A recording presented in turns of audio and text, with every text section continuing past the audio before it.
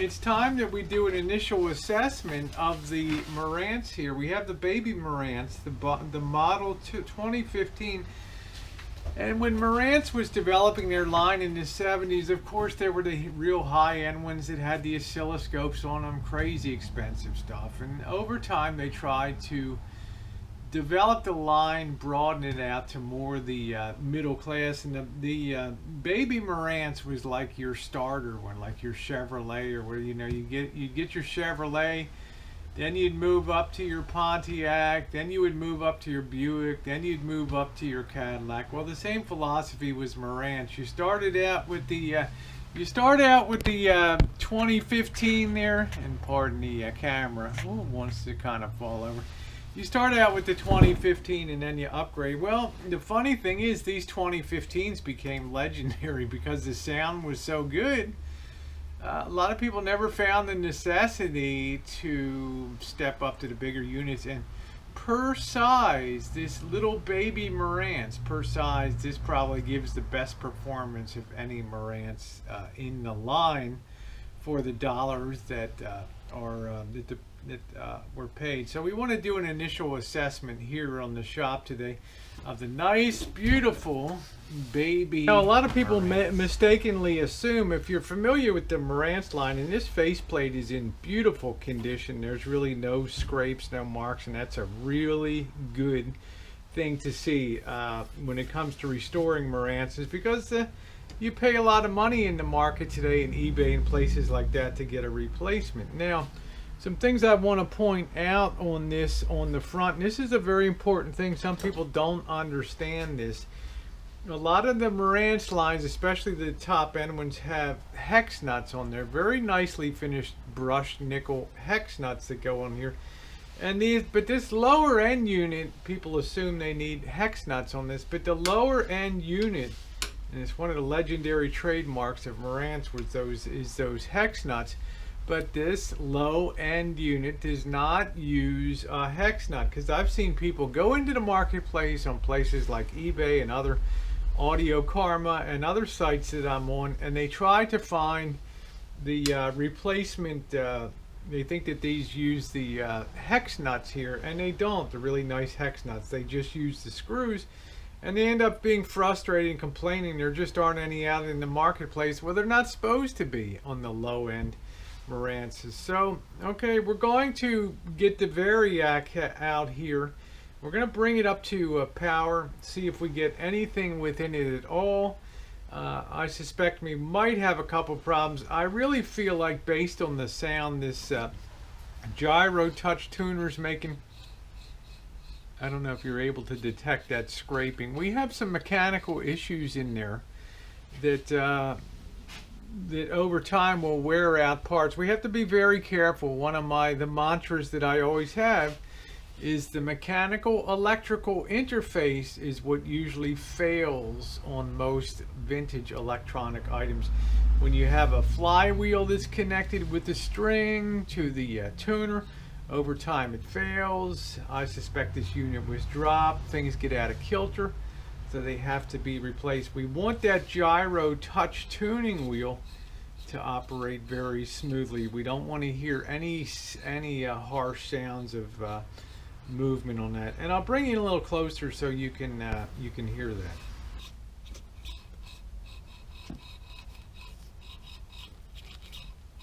That's something we never want to hear on a Marantz, and it's much more pronounced at this end.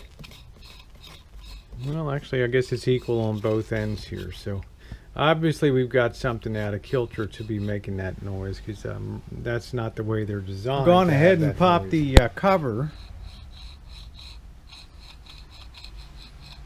just to take a look here. Sometimes it just, well, it's got some grease on it, so we'll see. But I don't have it plugged in, and be very careful working on electronics, okay? This is for entertainment for you guys, not for do as I do. But you can see one of the hallmarks of Marantz was the way that they had all the components were componentized on separate printed circuit boards. You have your power supply area here with the filter cap, and if something went bad with the power supply, the technician would just change out the whole board, and you wouldn't waste a lot of time. These were all wire wrapped on really nicely and good soldered connections. You wouldn't waste a lot of time. They're not as high-end connection as other ones, but you wouldn't waste a lot of time doing component testing. I can see right here we've got solder problems down here. It looks like we had some problem with some poor connections, like this thing definitely got dropped. This looks like some more bad connections down in this area. But the power supply, this is the amplifier board here. You can see the output transistors here, 2 for each channel. You can see them down there, and I'll bet that they're still good. Marantz just used top quality stuff. This is a big heat sink here. These output transistors get hot, just like tubes do. And the heat is absorbed by this big aluminum fin here. And it keeps the transistors from overheating and keeps the unit going. So, and people drove the hell out of these too, but it certainly could stand up to the rigors of whatever they could throw at it. And this is the tuning board here. And Marantz tuners are legendary for their performance. They're not huge in size, as you can see. They're compared to a lot of variable capacitors that you'll see, but they were very functional, very well made, and very expensive. This is probably the most expensive board if you were going to replace it, because one of the big PITA, or pain in the ass, aspects of it was rewinding this tuner string on here. That's always kind of problematic, and requires you to take stuff apart to be able to do that. So I can tell you another thing that tells me this was dropped. You can see that the speaker connectors for the back, and I always like Marantz, you didn't have to screw around with screws or Pioneer's proprietary connectors, but we're kind of floating free here. And you can see that this kind of busted off here. So I'm not even sure, there's some pieces missing. I'm not even sure if I'm going to be able to, I'm going to have to think of something to do to repair that. That's a no-go, because you could short something out in here, pushing that in and trying to connect it. So we're going to figure out what we can do for that. Might have to take another really fine screw to have a strip that kind of holds it down, and use a little bit of good epoxy too to put that back in position. I always believe in trying to use epoxy first and then going on to more radical means, because I don't want to alter the originality of the unit at all. You want to keep these things as authentic as possible, and I don't want to go drilling holes in the chassis. So okay, let's put it on the Variac and get some power to it, and see what we get. If I don't miss my guess, that I think I already talked about it before when I powered this little unit up. The blue of the Marantz turns this wretched kind of green blue over time, so the lights will have to probably be replaced in here. I don't like using, a lot of people use the new LEDs, but that lighting is even worse in my opinion, that harsh, hellish looking blue that blue LEDs give out. So we want to try to keep things with the original bayonet style bulbs in here. So okay, so I'm going to go ahead and plug her in, and back the power off here, and see if we get some action. Clip the light off there, put the power button on there. We'll go ahead. You rarely see a Marantz that smokes out or has any big problem here. And you can see the blue starting behind there.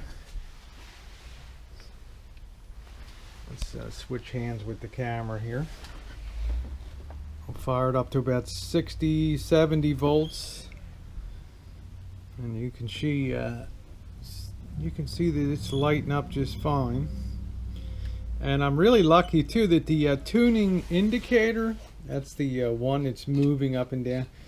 I'm really kind of lucky that bulb, those things are pain in the butt to replace. I've replaced them with LEDs and had to put resistors in to change the power. You know, it's a pain. So we're fully up to 120 volts now. I'm not seeing any problems down in the chassis at all. I think we're gonna have a problem over here with this board. It's gonna have to be touched up, soldered here. Okay, so let's put the let's drop the antenna down here. I got the antenna back over there against the garage door. Let's put the antenna on the back and see if we get any action. Maybe we'll get it here. We got some strong. Oh yeah, you can already see it's tuning there. It's already. That's AM. Let's put it on FM.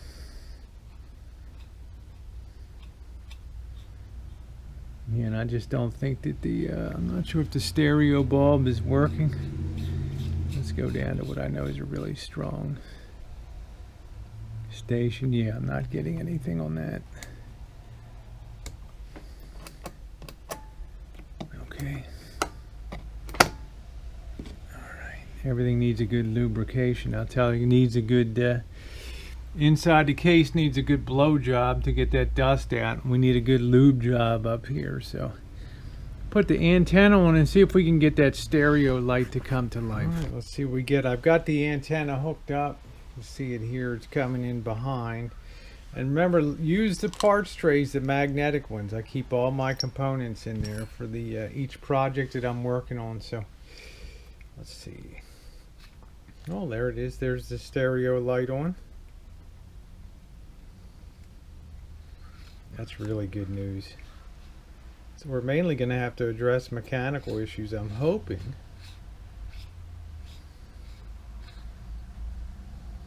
Seems pretty sensitive. We're picking up a lot here. Should we go ahead and try hooking our Bose bookshelf speakers up here? Why not? Let's hear if we get. All right, we got the bookcase speakers hooked up.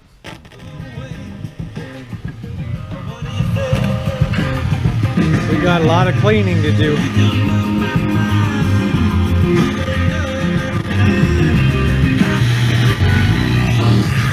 Anyone who said, get your head out.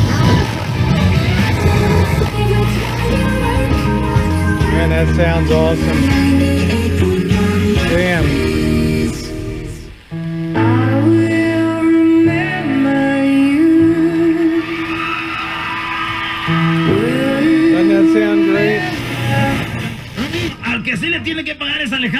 Oh yeah. Ya cambió la cosa. Señores, Lionel Messi, para muchos. Let's go all the way down, see how we do. If you can pull in the classical music, you're doing good. Let's see. From Venus to Rome for our podcast, The World of Words. We have more at pri.org/language.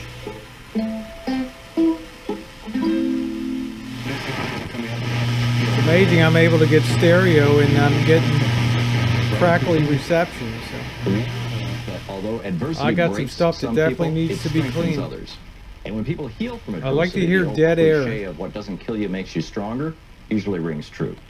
But just as with the production of scar tissue in the healing of a wound to the skin, a process involving millions of cells producing very specific compounds in response to the trauma material. Mechanism for healing the mind and the emotion.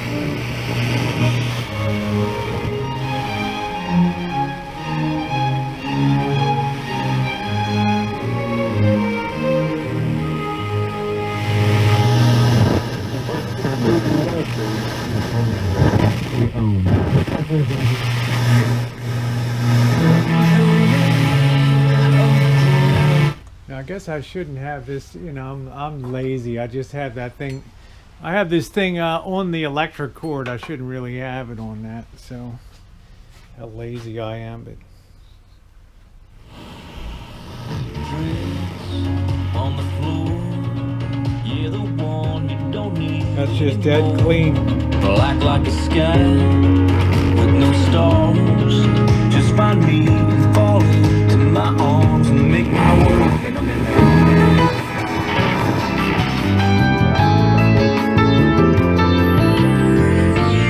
Good balance. 93.7 Oh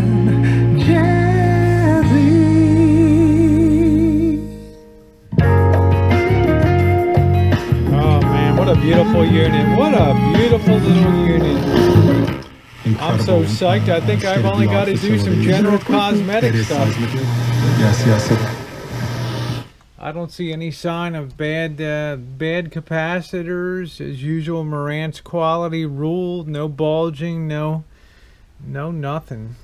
I still want to clean that up in the back. I still got to clean up. I got work to do in the tuning dial, but man, I am psyched. Finally, I catch a break on a rebuild, huh? Tú no quieres eso, ¿sí? Mejor ahórrate dinero.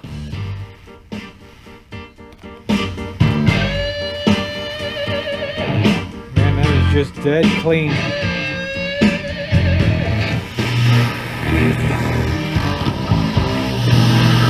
He hand-picks diamonds one at a time and pays cash, so our diamonds are the best value. And we design and produce our own settings so you get the best deal. Can't predict a free life. Consider the total price of everything you prepare.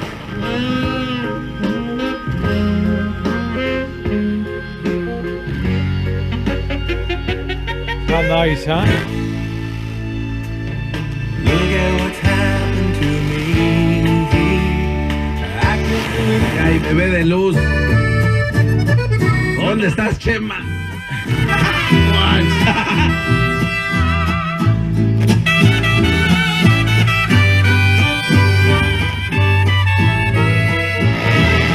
Don't want the YouTube music police after me.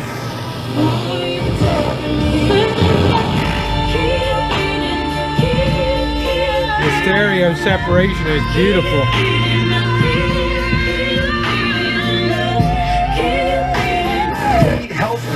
Dance with it, girl. Get with it, girl. Put a bang bang.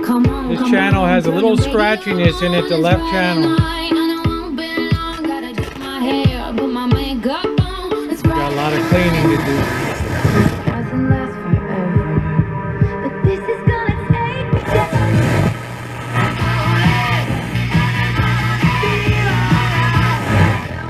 Transgendered people, about 250 people marching downtown over the weekend denouncing Donald Trump's recent reversal of federal guidelines that expanded restroom access for transgender students. Marchers called for an... Al 1-800-966. If this love is pain, then honey, let's love tonight. That's beautiful. Mix 104.9. Ya sé que faltó decirlo a You're trying to make the good times last as long as you can, but you can't do it. AM. Préndete con las rolas exclusivas del patrón. It's funny, the Mexican places still play the music on AM.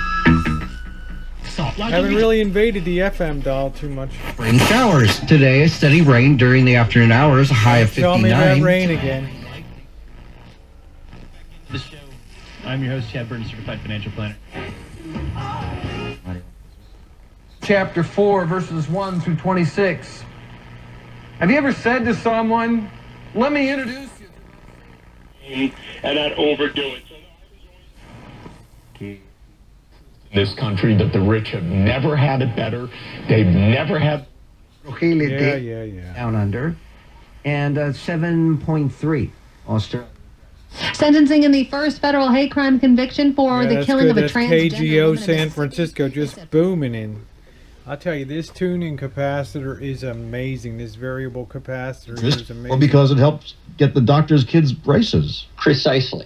I suppose that'll come up in this... This is my...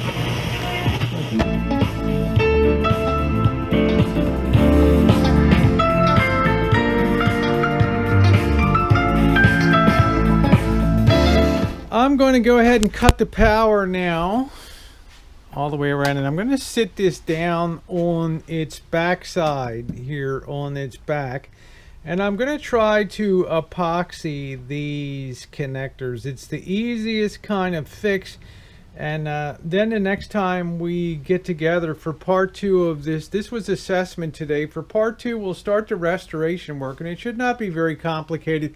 I do got some bad solder connections back here. I do want to go over the output transformers feel good. They're dissipating heat. Output transistors feel good. They're dissipating heat very well, but I don't want to take time and then have to let it sit for a long time to cure. I'm going to go ahead and mix up the epoxy now, and we're going to see if we can affect a repair. I really like this DevCon epoxy. It's like a 5-minute setup and hold. I've got that all into the position that I want, and I'm going to go ahead and mix up the epoxy and get her into place. I'm going to sit something down here to keep a little pull on that, to keep that in position there.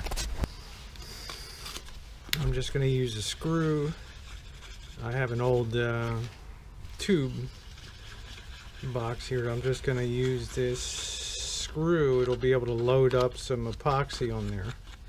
I'm going to use quite a bit because I want it to form a bridge here between the sides, between the 2 units that are being epoxied. It'll make a really good, strong connection there, and I'll adjust that once I get the epoxy on where I want it. Let's get the other side of the lower one here. Yeah, good shot. Right on, perfect, right in there. And this stuff will set in no time at all. So we got the bottom one almost secured already. Let's get some more of that goo. This will be a little of a reach on this side, but believe me, this strip won't go anywhere. Yes, you could buy new ones, but we'll leave the fun for the next person, huh? Can't do everything, right? So, all right, that's a very nice, neat job there too. And that will set up like steel there. That'll be good. I'll run a little bit along the top. I've got some extra too. Run a little bit along the top there.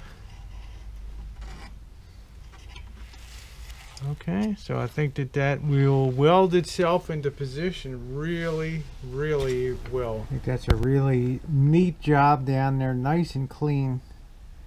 And that has already set. I've got this tube box crumpled up and kind of used as a wedge to keep that in position and held in while that dries. Otherwise, it would push in from the outside. So, all right, I'm pretty happy about that. We're gonna let that dry off good, and we'll see you in the next episode where we undertake our repairs needed to make this baby like factory new.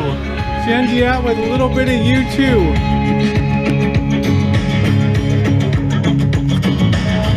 Thanks, everybody.